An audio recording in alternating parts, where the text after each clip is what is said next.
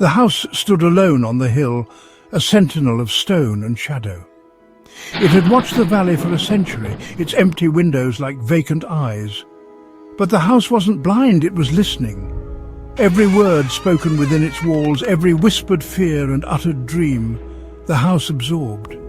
It became a repository of human emotion, a library of whispers echoing through time, and it was about to open its doors once more. Claire and Ethan, young and blissfully unaware, saw the house as a project, a chance to build a life together. They dismissed the stories whispered in the village pub, tales of strange occurrences and unexplained noises. The house, they believed, was merely old, its creaks and groans the sounds of age, not agony. But the house was listening, and it was remembering. The whispers started subtly at first, mere murmurs at the edge of hearing. Claire would catch phrases in the dead of night, snippets of conversation that seemed vaguely familiar. Ethan, more pragmatic, dismissed them as tricks of the mind, the house settling after years of silence. But as the weeks passed, the whispers grew louder, clearer.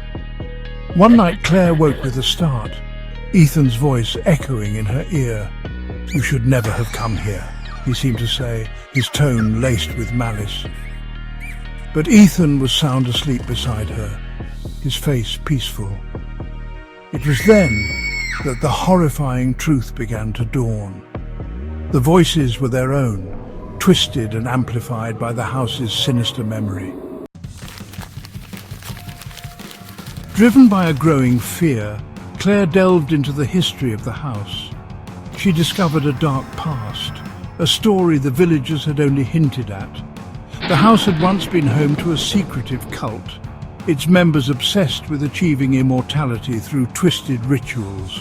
Their chants, their prayers, their desperate pleas, all were absorbed by the house, etched into its very fabric. The voices grew stronger, more insistent. They whispered of sacrifices made and ancient pacts forged.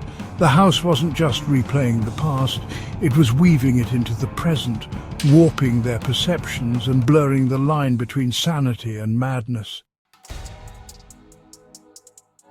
Section 4. The house takes hold. Ethan, once skeptical, now succumbed to the house's insidious influence.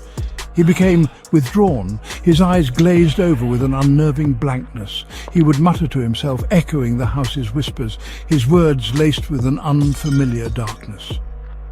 Claire realized with growing horror that the house wasn't content with simply whispering. It was taking control. One evening, Ethan turned to Claire, his face a mask of chilling resolve.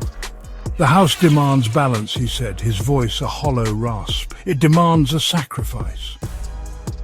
Claire understood then that the house wasn't just haunted, it was hungry, and it had chosen them to satiate its ancient appetite. Section 5. No escape. Panic seized Claire. She had to escape, to break free from the house's grasp. As Ethan stalked towards her, his eyes burning with an unholy light, she knew she had to act quickly. She made a desperate dash for the front door, but it wouldn't budge. The house held her captive. Her screams echoed through the empty halls, swallowed by the house's oppressive silence. The house had won. Its whispers would continue, its hunger never truly satisfied. And somewhere within its cold, unyielding walls, Claire's voice would join the chorus, a chilling reminder to those who dared to listen. Some houses remember, and some houses never let go.